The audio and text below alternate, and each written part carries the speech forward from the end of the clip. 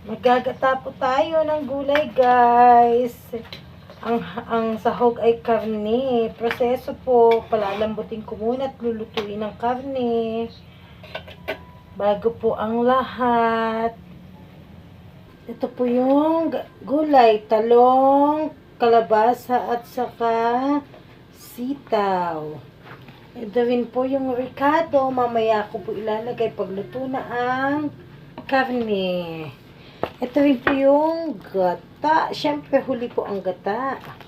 Ito po yung grapes. Yan po yung grapes. Kakainin ni Kia. Yun guys, lalagay na natin ang ricado.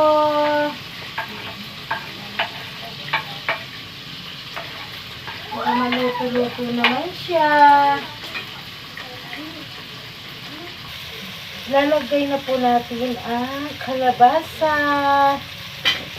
Unahin natin ang kalabasa para sa ganon maluto po muna siya.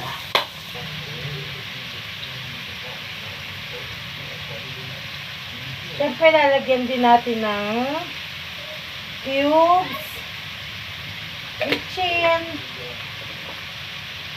paminta, at asin. Lalagay ko na po ang sitaw at talong.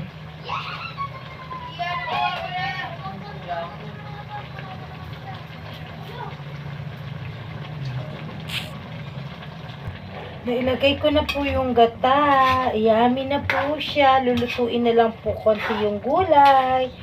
Thanks again. Thank you for watching. Bye. Love you. Mwah, mwah. Chup, chup.